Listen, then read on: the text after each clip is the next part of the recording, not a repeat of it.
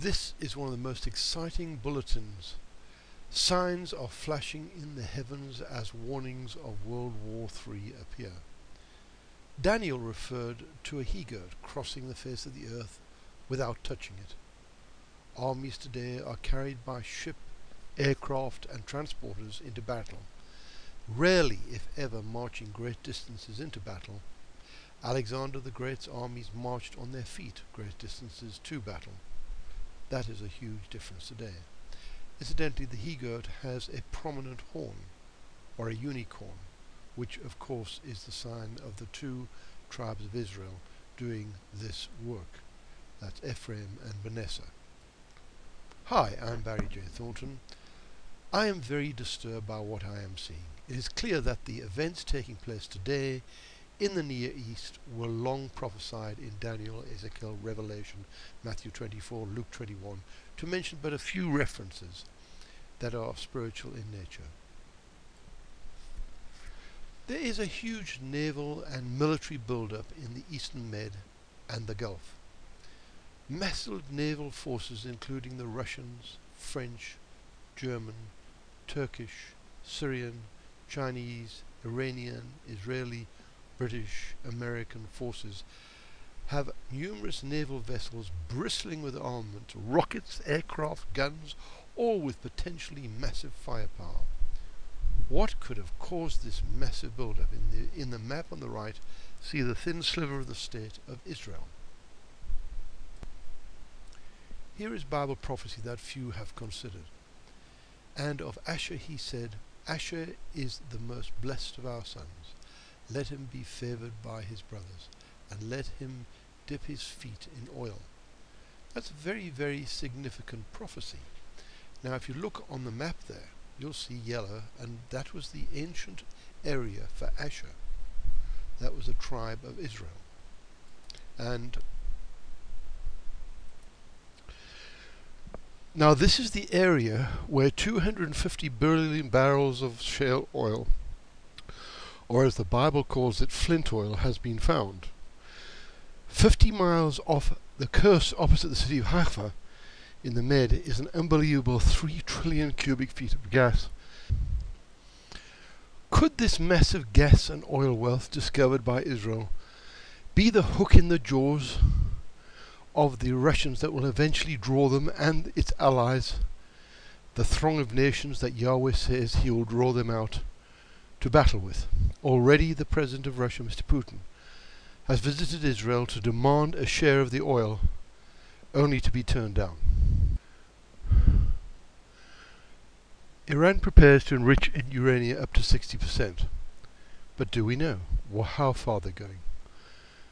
And, you know, do you need to enrich uranium? Because it's a well-known fact that you can take some fuel rods out of a reactor and really just about destroy New York. So, you know, we're all focused on getting it up higher, but, you know, all you need is a dirty bomb to do the job.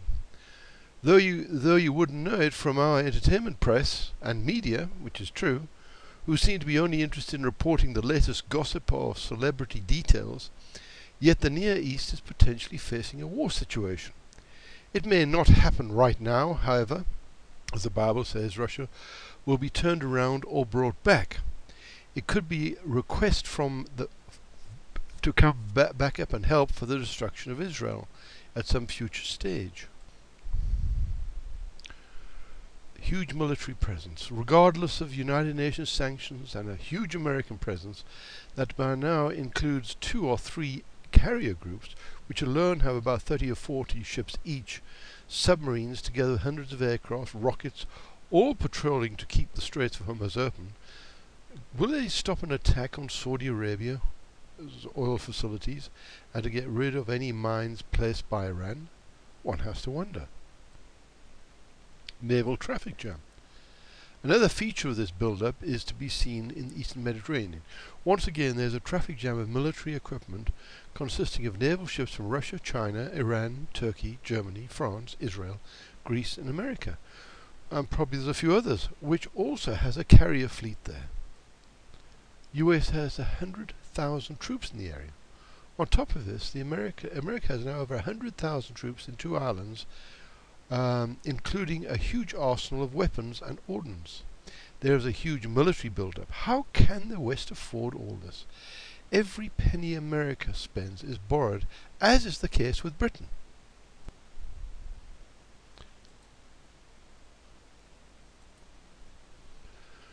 Financial collapse after defeating Iran. The prophecy shows that the big horn on the on the he-goat, breaking off, and all the power is gone.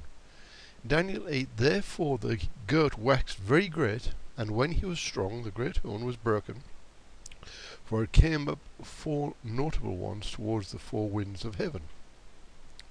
It is worth noting that we now have the quartet, led by Tony Blair. And the quartet consists of Europe, Russia, America and China. So here are the 4 winds of heaven back in place, because straight after the death of Alexander the Great, his 4 generals took over. So we have a similar situation. You see, Bible prophecy, you've got a type and an anti-type.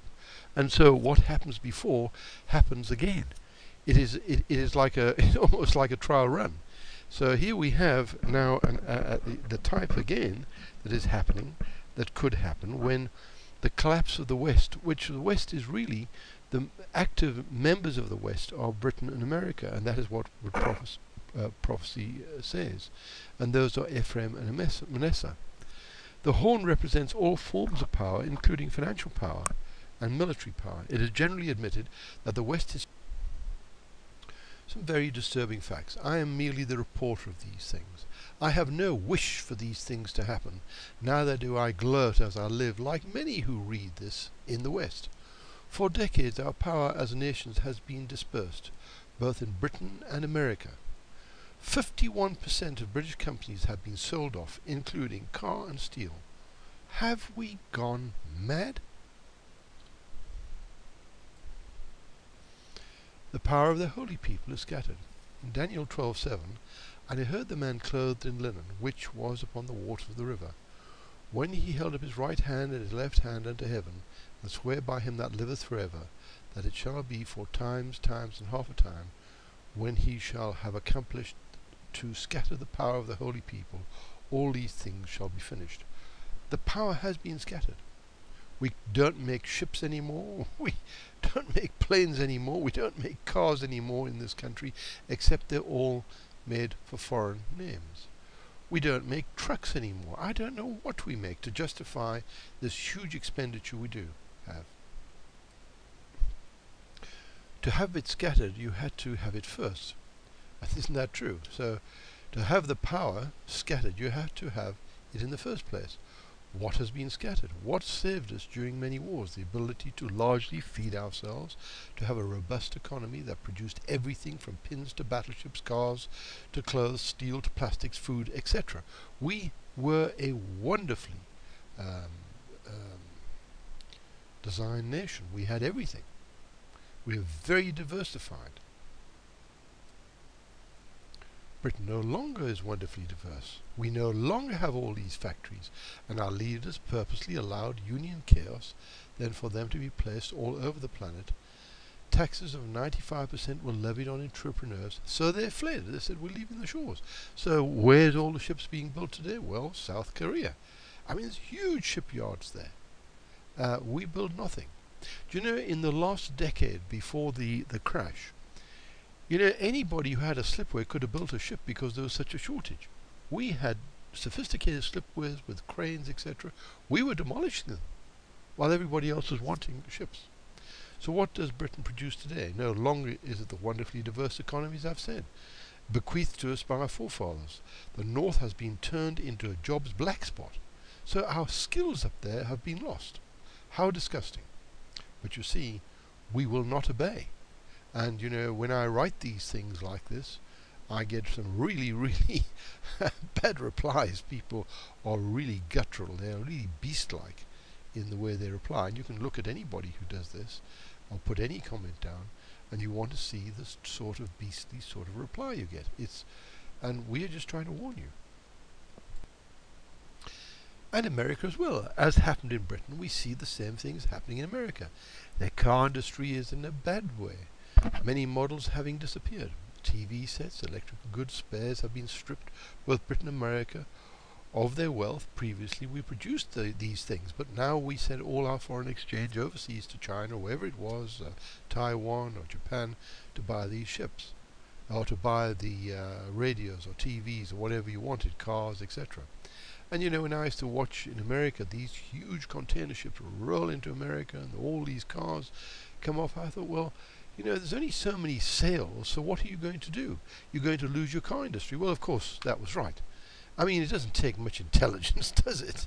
You know, if you've got 10 million sales, and 3 million, then 5 million are taken, that your local car industry is going to suffer. I mean, you know, that is not brilliant. That's just the fact. So what have we sold to the world? Very little we've got today. Our power is scattered. Both these nations have been running with deficits for decades because of this traitorous policy. They allowed Rover to go to China, along with its great names, MG and Rover and Morris Austin. All our forefathers built up for a pound. Then the asset strippers too took the multi-million pension fund, and that was theirs as well. It is disgusting what has actually happened. Our wealth given away. While also all this was going on, we witnessed the Right Honourable Gordon Brown, ex-PM, sell our gold reserves against advice at $245 an ounce when it reached over 1800 and could go far higher. Why did he do this in the middle of a boom? Our Navy, Army and Air Force decimated. The corrupt EUs whose books have not been signed off by their own auditors sucks far more than 200 billion out of Britain annually. To give you some perspective on the size of this sum, we only spend 32 billion on defence. There's lots more. I'll cover more in future videos, but out of all this, the main thing that has happened, the source of our power has been cut off. Our generals and admirals in the past and still today know and knew where to go when they were in trouble on the battlefields. Bismarck, that's the battleship, delivered to the hands of the British fleet. Few know this. But you know, Bismarck was far ahead of the lumbering British fleet who'd gone the wrong direction in the first instance, although they had the right information to go the right direction, but they were heading west when they should have been heading east. And yet if they'd done the right calculations, they would have known where the Bismarck was. And then finally some swordfish aircraft, canvas and string affairs, managed to drop a torpedo that jammed the rudders of the Bismarck, and she swung around into the wind, and that's the only direction she would sail. And the captain and the admiral on board knew they were in trouble, and they issued drink to all the men. But remember, the Bismarck was still a formidable ship. She just only had damage done to her rudders. They hadn't done anything damage to her very accurate firing mechanisms. Now, what happened? Admiral Turvey prayed Nelson's prayer before confronting the Bismarck, and not one of our ships was hit by shells. Remember, it was only the Bismarck's rudders that were hit, not its firing mechanisms, nor its guns, so it was in complete good form to actually take out. I mean, it took out one of our biggest battleships about a couple of days before, so it was not incapacitated except for its directional control. Bismarck went down, and not one ship was hit by its accurate firing system. Further, Bismarck's rudders were damaged by the swordfish aircraft. They could only sail into the wind towards the British fleet. It was delivered into the hands of the British fleet. Battle miracles continued. General Patton prayed for the weather change at the Battle of the Bulge so that the fighters and bombers could take off when he realized he was in all sorts of trouble, because he had undertaken to get there to try and save a situation, because if we'd lost that, we could have been pushed back into the sea by the Germans, and they knew that. He knew that. He's a very good general. The misty weather down to the ground level was locked in for a week. Hence, he needed those planes, and he said the only way to get it was to prayer. After the prayer, the very next day dawned sunny and cloudless. The fighters and bombers took off, and the Germans were stopped, and their tanks destroyed, and everything else was destroyed. And that is how we won that. A prayer that changed the weather. Yahweh says he controls event naturally through the weather. Look at how Yahweh interfered with the weather. There are many such instances: Dunkirk, the Torch Landing, Sicily, Waterloo, Trafalgar, the Spanish Armada, where a medal was struck by Elizabeth I with the caption saying Yahweh. He blew and they were scattered. Falklands, Midway, where the weather turned potential defeat into victory for men.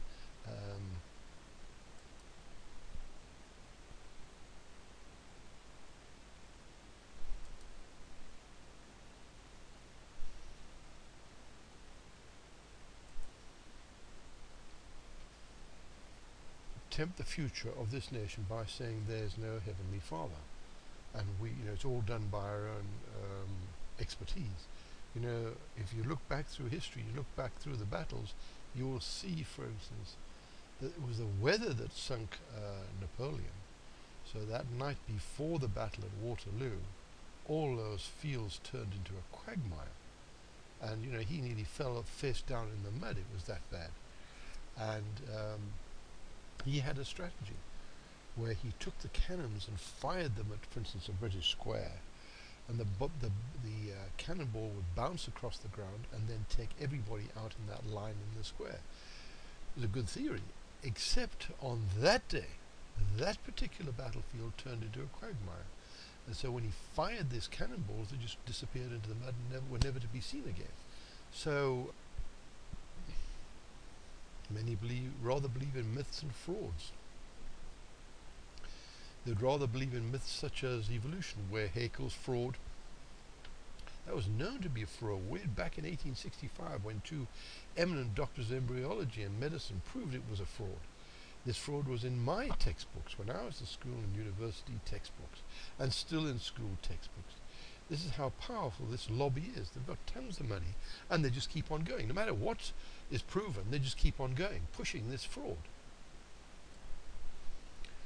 The constant disappearing proofs of the missing link. Piltdown Man was proven to be another fraud, including 6 others like him. A tooth was also supposed to prove the missing link. Well, that was until some very clever doctor of veterinary science said, but that is the tooth of a pig in South America. It also disappeared in the dungeons of the Museum of Natural History, with fabrications such as the seal account and many more.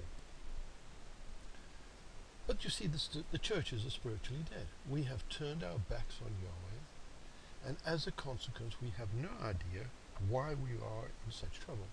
The churches are solid, yet they have the answer, as we all do. Those of us who have quietly studied these things for over 50 years and belong to no church feel it's time to speak out. We win but lose everything. The armies, as prophesied, are forming and taking their positions. The main guarantors of peace are weakened as their power is scattered by enemies, and our people are about to enter a wave we can't afford, having to buy everything from outside sources when we are literally bankrupt. We will win the coming war against Iran, but lose our power. That horn will break off. That is not only our military power, but also our financial power. Financial power and military power go hand in hand, and it will prevent us from continuing, and we may even lose our independence and be occupied. Return to Yahweh to only be then that those left of our people after the coming nuclear exchanges will return to Yahweh. See Yahweh News. Thank you very much for listening.